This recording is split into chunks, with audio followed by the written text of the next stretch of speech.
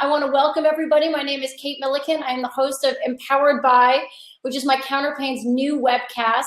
We're super excited to be starting this series in terms of bringing together the idea of some of the best experts in the world about MS and also combining it with kind of experiential stories of people who are really living with MS. Before I introduce my guests, we're going to start with an introductory film, and this is actually a film about my own experience to start the show.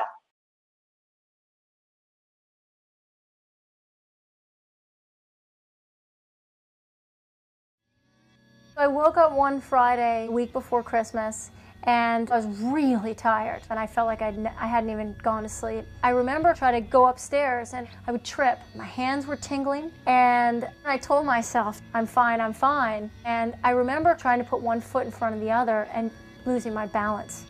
And that's when I thought, oh my God, I'm not fine.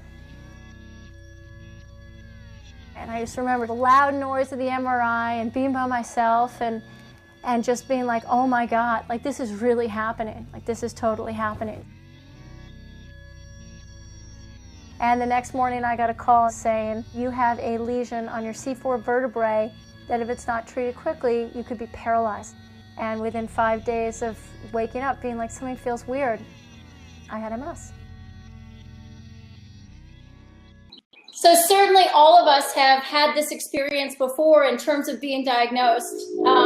We each have our own story.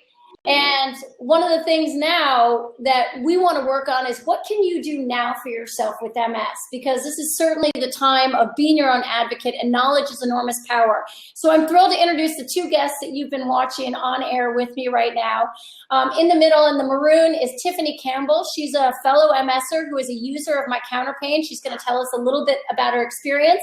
And on the left is Dr. Patrizia Cassacia, who is a researcher at the Mount Sinai School of Medicine, who is doing some fascinating things with MS and diet and the microbiome. So Tiffany, we're going to start with you, and I would just love to give our viewers, have you give them a little blurb about your experience with MS, when you were diagnosed, what you've got, and why you decided to kind of alter your diet in the face of it. Well, I've been diagnosed since 2006 with relapsing remitting MS. I was very overweight when I was diagnosed. And of course, like everyone probably has experienced, every physician I've ever spoken with has been like, you need to watch your weight. You need to work on this. Well, it didn't bother me, and I liked food. So until probably a few years ago, then I started feeling my MS more, and I was like, I don't want to add to that. And I found a nutritionist who said, you know, your MS or food that you put in your body can actually help you, and it should. So let's work on that. And I was like, okay. So that's where I was, and I've been eating better, and I've lost almost 80 pounds total. Yeah. And, but in addition to that, which is nice because it doesn't cause me any more problems, I have seen some benefits because of foods that I use to help my body with my MS symptoms. So let's talk really quickly about what food specifically did you decide to cut out? And then Patrizia, we're going to have you comment on that. Well, when I initially spoke with my nutritionist, she suggested that I cut out glutens, soy, dairy, sugar. I feel like there's one more, but I don't remember what it was. Okay. And I was a sugaraholic. Mm-hmm. So that was probably the hardest for me. And I talked to her, and we went back and forth, and she was like, you know, if we have to cut one thing out at a time, then that's okay. We'll get you to where you need to be. And then, you know, then you'll, but the first 2 months, I actually cut out the sugar and dairy, gluten, and soy. And I did feel very much more energetic, and I felt better. So that was 2 years ago. And since then, I'm not going to lie, I'm still a sugaraholic, but my sugar intake is probably not even a tenth of what it was. And I don't miss dairy, which I was a cheese lover. So Patrizia, obviously, as people are going to learn, your studies in MS and diet have been more focused on high fat and high salt. But can you give a general response to Tiffany in terms of looking at these areas of food? So I think we need to understand something that's important, right? Which is what we call the Western diet. It's composed practically of three main issues: sugar, and I would like to highlight the concept of sugar, right? Because many times we've been thinking of, looking at the label, and there are at least, 40 to 50 ways sneaky sugar can appear in different food types, right? Under the form of corn syrup, high fructose. And in general, this is really something that we detect in the Western diet: high sugar, high salt, high fat. These three elements are characteristic of what we call the American diet, right? You would have a burger and a shake, French fries and a shake, pizza and Coke. All of these are this combination of these three food groups. So what I can say is that there are at least two parameters that we can detect. One is what Tiffany had mentioned. When we start doing a survey in our clinic, we noticed that on average, the weight of our patient population was higher than the normal BMI. And so we start looking at dietary composition. And that's when we realized that in general, the high fat was associated with an overconsumption of these three food types. And right? repeat them again, Patrizia, what the three groups are. High sugar, high fat, high salt. And also what we notice is that especially for women, the concept of, having pizza and then perhaps ice cream, this kind of combination that we consider as comfort food many times, right, are in reality very, very bad. So we have done two sorts of studies, one study in patients and one study in mice. The study in patients are still ongoing, and perhaps I can share with you a little bit. The study in mice are also ongoing, but some we have been publishing. And so what we have noticed is that in patients, the consumption of high fat, high salt, high sugar is associated with higher body weight. And the patient with higher body weight are also the ones that would show at the level of the MRI or at the level of blood a more active disease. I mean, we have the data on the MRI. Hopefully we will publish them soon. We have the data on the blood to detect that. So for sure, I can say that we have seen this. So then the next step was, can we prove that it is the food that's creating this? We actually have a call in here. Please. I want to bring in Mary Pettigrew, who is the co-founder of MS Pals. For everybody that's watching, Patrizia actually has, her study is in process. She has not published any results, but there is some interesting stuff that you're going to see in light of seeing some evidence that may point towards some of these facts. Yeah. So Mary is not coming in, but I'm going to ask a question for you, which is for Tiffany. The question was, how hard was it and how long did it take for you to cut out all of those foods? Because I was a foodaholic, and my husband and I have joked about it, and he's like, you live to eat, and he is like, we need to eat to live. That's kind of the theory that I used with that my nutritionist built on. Food can help us. And it took me probably 2 months to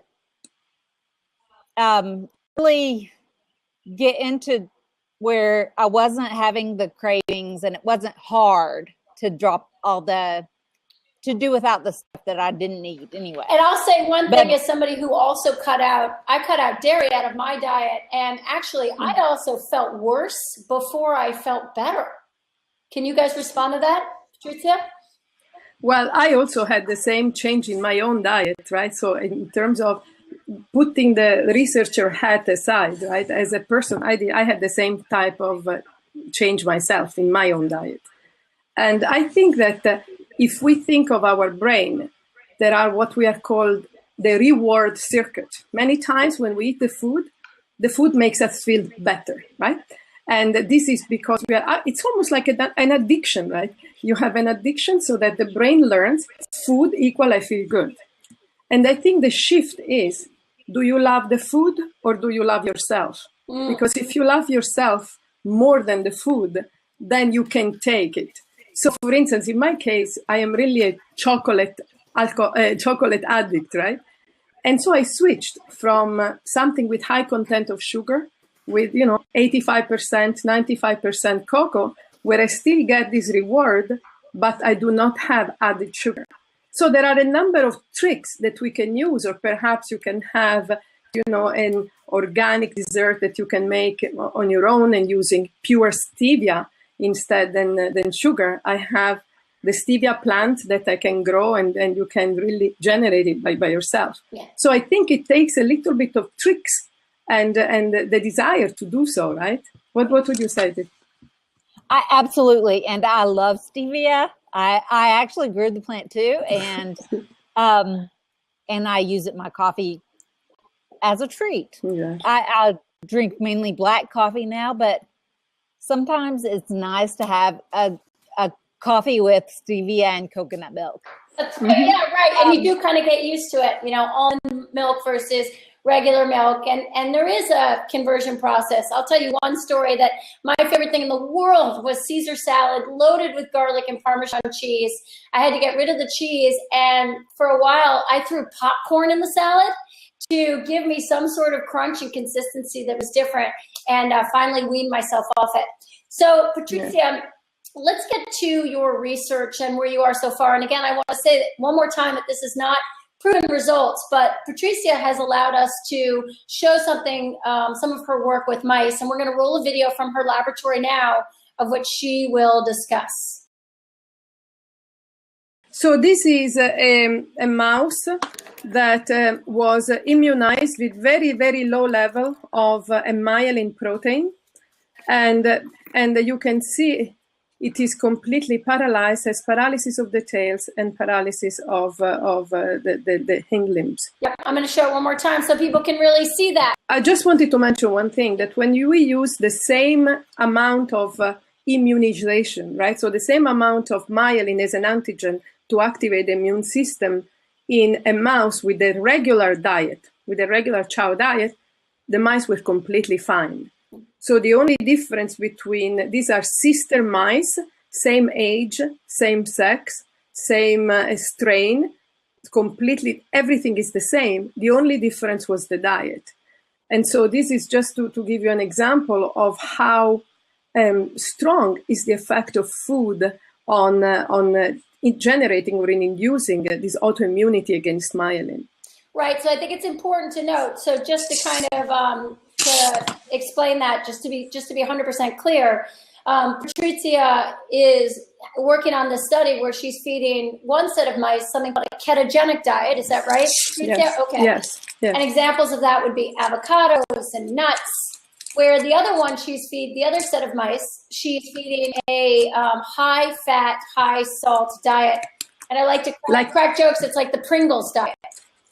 Yeah, we use Crisco actually. Crisco as the major thing. Yes, to feed the mice. And what we just watched was actual footage of a mouse who had been fed that diet for how many days? In that case, it was several weeks. Okay. So we have a number of studies, right? There are studies where we can see right after the baby is separated from the mother, we start the baby, like the adolescent, on a high-fat diet, or the adolescent on a healthy diet, or on a ketogenic diet. And I do not know if we are showing also the ketogenic diet video or not. We are. So if you can just explain that would be, that the mice were pretty much normal. Is that correct? In terms of yes. So a different diet, exactly. If we use a ketogenic diet, which is mostly characterized by a very low level of carbohydrates. So once again, the key is if you combine high fat with high sugar, it's bad for you. It's bad for your immune system. It's bad for your brain. It's bad for your metabolism. It allows you to gain weight. So versus if you shift towards healthy fat with very low amount of carbohydrates, mostly not from added sugar, but coming from good fruits like berries in the morning, for instance, or vegetables, so that you're also increasing the fibers, right? That's a completely different type of diet. Great. So we may have a call in here. We're going to call in for Diana. What do you think for you, Patrizia, so far with the research that you have has been the most surprising? So I want to share with you something that relates to the microbiome, maybe, right? Because that's the part that for me is the most fascinating. Well, we're going to go into the microbiome. So is there anything on this study that you're working on right now that you have found really encouraging? But I think that they are really linked, because we really have to think about what is the gut microbiome. And every time we eat, the food enters our mouth, right? And then it enters our intestinal tract. And that's where the type of food that we eat determines the type of bugs or bacteria that we are going to have in our intestine, right? Right. If you are eating mostly meat, if you are a carnivore, you are going to have bacteria that are capable of digesting meat, right? If you mostly have fibers and vegetables, you need to have bacteria that are capable of digesting this type of food. So I don't think that there is a disjoint between these two. We have to think of our diet affecting our metabolism and our bacteria. So every time we sit at the table, we say, okay, we are eating, but with us, we have trillions of bacteria that are eating what we eat. And you can make some of them happy, some of them unhappy. So we actually have a video that we can show that will really introduce what the microbiome is. But before we do, I would like to ask Diana's question because she's not able to get on the air. And that is, do you know how a healthier diet can improve a body after it's already been destroyed? So this is an important question that we have, right? And right now, the studies that we are conducting are geared towards that. So what you can do is, with a healthy diet, and this is what I wanted to discuss later, we have in our brain 8%, I mean, think about it, 8% of the cells that have the ability of repair myelin. I mean, this is an enormous number of cells, right? Now, you can, with your diet, this is what some of our microbiome study shows, you can either teach these cells to make new myelin, or you can choose to eat specific food that does not allow new myelin to be formed. So let's say that some myelin has been destroyed, right? Can you fix what has been destroyed? Well, what you can do is you can help the cells in the brain, these progenitor cells, make new myelin. This you can do. This you have the ability of modulating this, or at the same time, you have the ability to eat specific food that would actually tell some of these maybe progenitor not to make new myelin. So I would say you can enhance your capability of repair, or you can interfere with your capability of repair. Right. And I think that, 10 years ago, I feel like that was something that people didn't think that myelin could necessarily regenerate. And I think it's a really important thing for people, especially who are debilitated, to know that there may be ways that things could change for the better. I wanted to just mention, the other critical aspect is exercise. I mean, myelin plasticity, new myelin formation is absolutely driven by exercise. So I think that besides the therapy, I understand that it is tough. I understand there must be a lot of fatigue. But if you can push yourself in trying to exercise, try to push yourself to eat well, I think that you are helping your own body repair mechanism to counteract this massive attack. Yep. So let's get into the microbiome. I think a lot of people, Patrizia, are not familiar with the microbiome. So I want to give a example, again, from my experience only, because that's been a part of my life. And so I realized when I had MS, I ended up going not only to a wonderful conventional doctor at Mount Sinai, but I also went to an osteopath who tested my body. And he wanted to see, you know, MS is an inflammation of the central nervous system. So the question became, what might be inflaming me? And as he did a bunch of tests, he found there was bad bacteria in my gut. And a really true example of this is from the moment I was diagnosed with MS, I took 200% of the daily allotment of vitamin D because that's something I heard was really important. And so every day I was taking an overflow of vitamin D. And when I was tested for vitamin D, I only had 10% of my system that I needed. So how is that possible if I'm ingesting a ton of it every day? How is it not staying in my system? And that's an example of a microbiome issue. So we're going to play the first minute of this video to give you an understanding of what the microbiome is in a general way, and then Patrizia will talk a little bit about her study. Yes.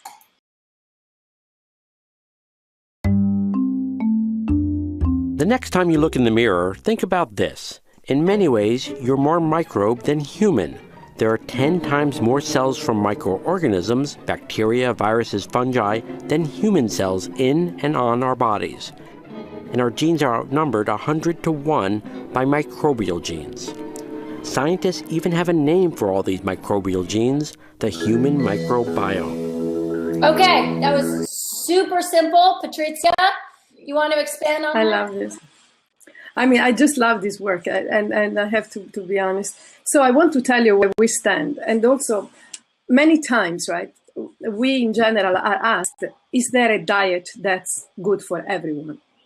And the answer is no, there is not, because each of us has a different type of microbiome. There are certain food categories that are bad for everyone. This we know.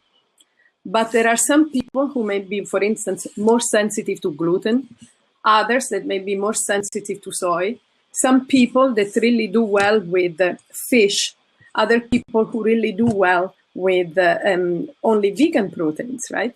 So you have to take into consideration that a personalized diet is really the best way to go, because each of us is the result of the microbiota exposure through our life. And wait, right? one more thing, Patrizia, just so people know, one reason why your microbiome bacteria gets screwed up, I mean, there are many reasons, right?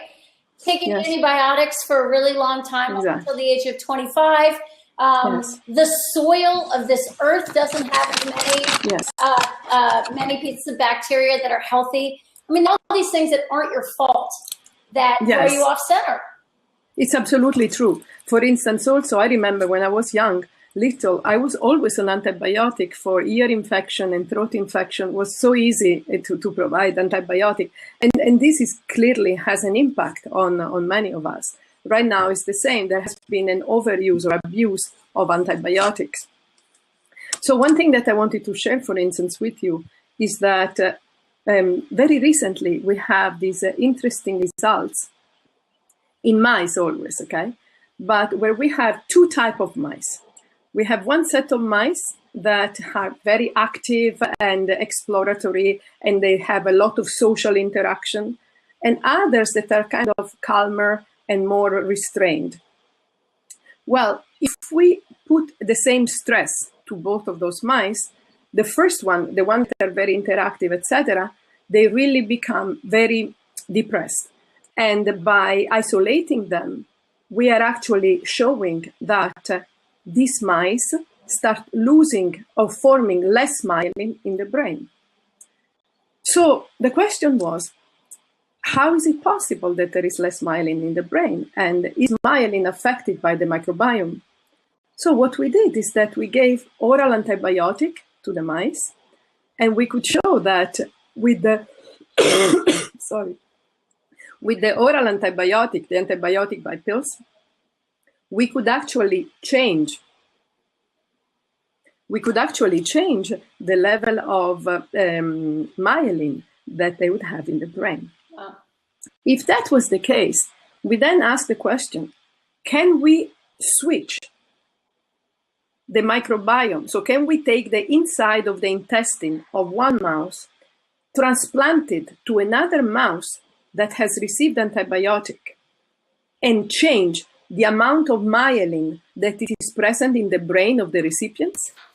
And the answer is yes.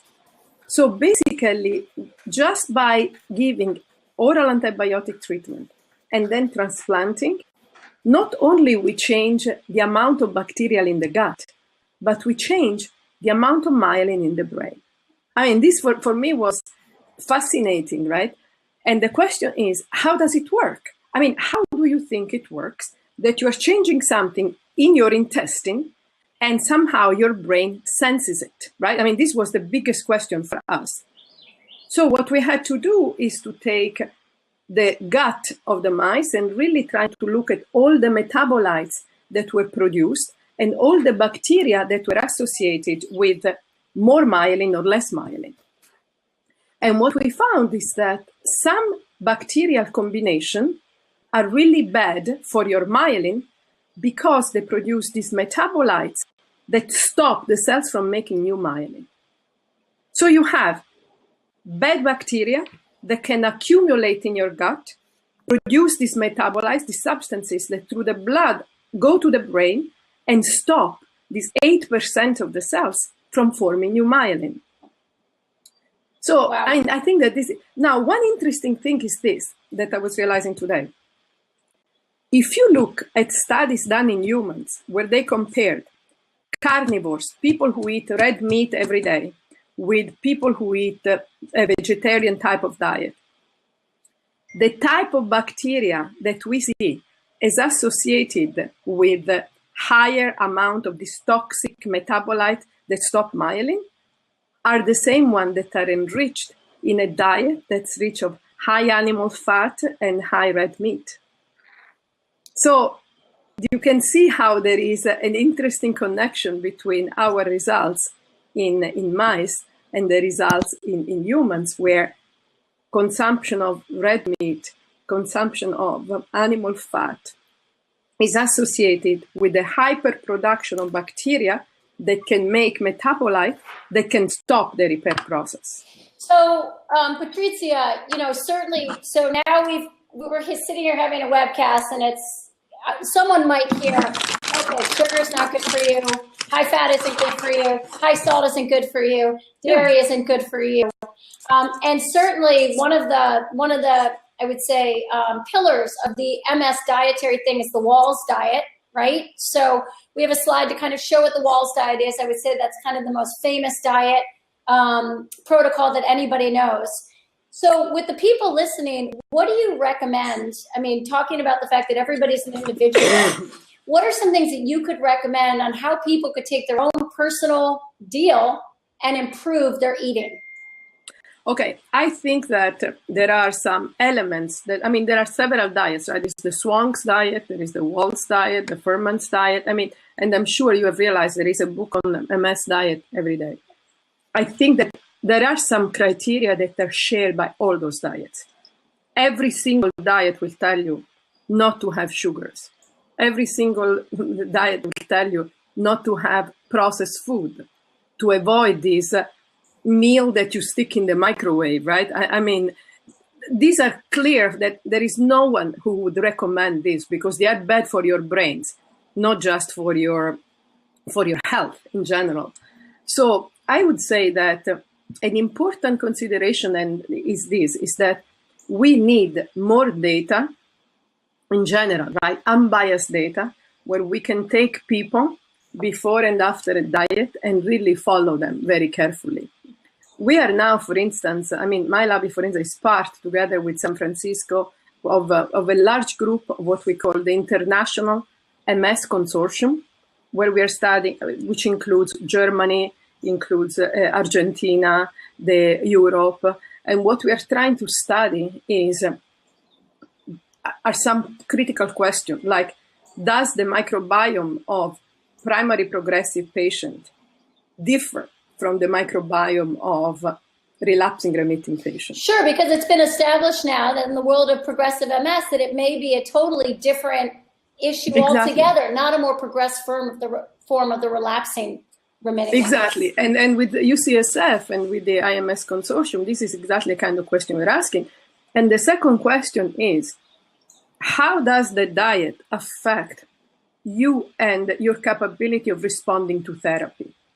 For instance, if we have someone who is diagnosed with MS and you start the therapy and you are on a healthy diet versus, let's say, a typical Western diet with high sugar and everything, what we are seeing is that your capability of responding to therapy is severely compromised. Wow. I mean, we have now, and if people want to participate to the study, we are always happy and open to accept new people. But this is really something that we want to see. Wow. And some of the viewers before that were asking, can you do something if already you have had a lot of damage? I think you can do a lot, because you can also help your therapy work better by allowing your brain to repair more. Tiffany, I'm sorry, finish your thought, Patrizia. No, please. Tiffany, from your experience as somebody obviously who lost a tremendous amount of weight as a result of your different food choices, talk to me about how your MS felt as a result of what you did. I, like many people with MS, suffer tremendously from fatigue.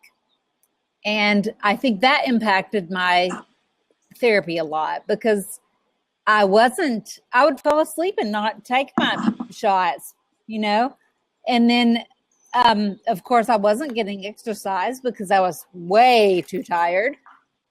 And when I changed my diet, I noticed that my fatigue really was not as disabling. And I did become a lot more able to exercise and be active, which in turn helped me to be more awake. So starting small by changing the diet really helps a lot of things to make your whole life better. But my fatigue has changed tremendously. I went from not being able to get out of bed some days to now I go to the gym 5 days a week because I can. Wow. And like Patrizia was saying earlier, I've decided that I love me more than the few minutes of good tasting food, or I want to take care of me. So I'm going to do whatever I need to do to take care of me. That's awesome. So one thing, Patrizia, I know Mary Pettigrew, who we try to get on air here, has a question too, that she's actually somebody who is not only experiencing MS, but she's having a number of different inflammatory issues. So Can you respond to, one of the things I loved seeing an osteopath who said, like, MS is just an inflammation, right? So how, in terms of thinking of the bigger picture of how to make yourself better, you got a response for that? So, I think that if I read the question, like Mary was saying, there are several autoimmune syndromes that share a similar mechanism, right? So does inflammation relate to all of them? And the question is, there are some shared mechanisms and there are some unique mechanisms.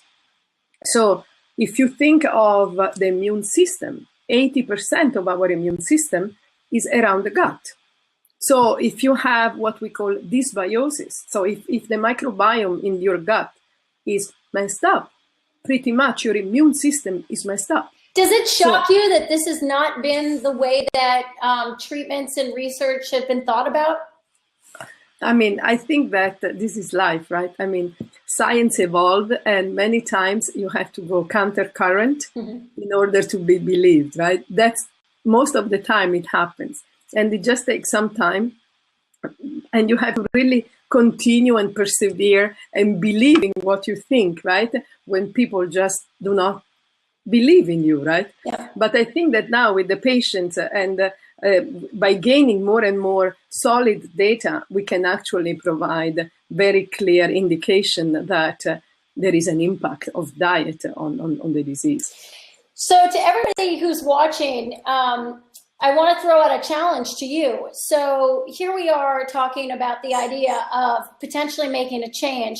And I hope that as a result of what Patrizia and Tiffany have said and some of the questions, that it really gets you to think about what you're eating.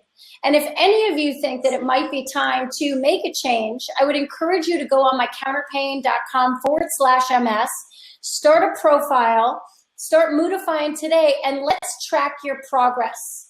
What if you started My Counterpain gives you the opportunity to journal. What if you started today and you said, you know what, I heard this amazing webcast.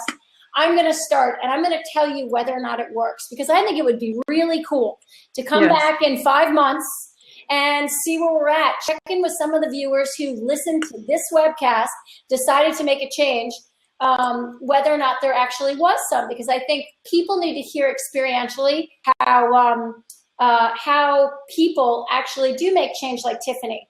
So I want each of you guys to talk to me about some takeaways here. What do you think, Patrizia, is the most important thing people need to hear from this webcast? Okay, I also was reading some of the questions, right, that I wanted to address. There is someone who was asking about what kind of fruit should I eat? Are all the fruits the same?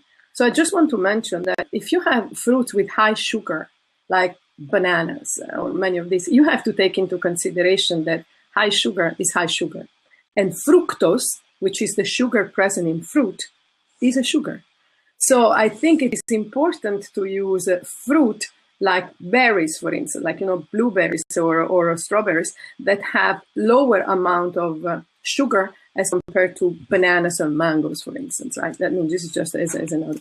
And then, so in terms of take-home message, I would just say that it's important in terms of diet to avoid sugar in any kind of forms, right? Even, I just wanted to mention, I went to some of these local farms in New York, organic farms, and I looked at the composition of the label on the jams.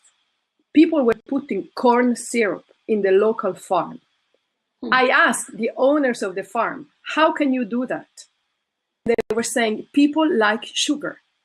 I can tell you, Danone in Switzerland produces a yogurt with 10 grams of sugar. The same yogurt for the United States has 34 grams of sugar. I mean, this is something that tells you we have this acquired tooth for sweet. America, that's terrible. But it is important, right, to realize that be aware of the sugar that you take in so many forms. Ketchup has sugar. I mean, there are so many ways that we are surrounded by sugar. So try to go simple. That's why somehow this concept of paleo is easy to conceive, because paleo means there is not much, additives in it. Stay simple. Stay with simple food groups. Cook simple, but vegetables, fish, olive oil, avocado, good nuts. I mean, this is the kind of good, healthy diet that together with exercise can help. But remember, myelin is a fat. So you do need fat in your brain. And muscles need proteins. And especially for fatigue, you want to make sure that you have healthy protein and healthy fat. Sugar really does not help any of your organs, if you think about it. Wow. One more question for you really quickly about fish. Is all fish good fish, Patrizia? Okay, we have to take into consideration, unfortunately, that the concept of mercury accumulation in tuna. So I want to mention to you, I have become almost like a police person when I go to the stores, even Whole Food, right? You want to make sure that you check the food or the fish, that it is not farmed, like farmed tilapia, farmed salmon. Many times are as bad as, the beef that it is that receives so much antibiotics and hormones. So make sure you get freshly caught fish. Wild salmon. Wild salmon. Wild caught. Wild tilapia. That's what we do. Yep. For me, I think that kind of to expand on what Patrizia was saying. Thank you. Sorry. No, please call me Yeah, Patrizia. I like the first absolutely. name basis too. Yes, me Way too. to go. Me too, absolutely. I think that for Americans, one of the biggest and best things that we can do for our health and for our biome is diversify. You know, like Patrizia was saying about the bananas, don't just eat the bananas because you always have eaten the bananas and they're easy. And, you know, try different fruits, try different vegetables, try different foods, because I think that that's part of the problem is that we have learned and trained our guts that we are going to eat these 5 foods, meat and potatoes every day, every meal, you know? And so, of course, our guts change and adapt to that and agree with us. And that's not necessarily the best for anybody. But you're going to find, if you try different things, you're going to find what works best and what's healthier for you. That's right. I think that that there's a lot to be said about trying new things. And obviously with Patricia's studies that the ketogenic diet, being avocados and nuts and olive oils, that hits that idea of having good fats, right? That there is such a thing and there's a distinction. So if anybody who is watching this broadcast, we are going to put together a whole bunch of links, some of the questions that were put out here. Reach out to me at kate@mycounterpain if you would like a return email with all of this information. I want to thank Dr. Patrizia Cassacia from Mount Sinai for being here with her amazing studies and work, which is definitely headed in the right direction. This is a woman that fights against the current on behalf of us all, and we love her for it. I also want to thank Tiffany Campbell, our fellow MSer. I urge you all to go onto My Counterpain if you want to be part of a kind of campaign and a tracking process. We'd love to support you if you decide to change your diet, yes. And we look forward to our next show at Empowered By. We'll be broadcasting this later on in the next week or two. And we want to thank you all for your participation.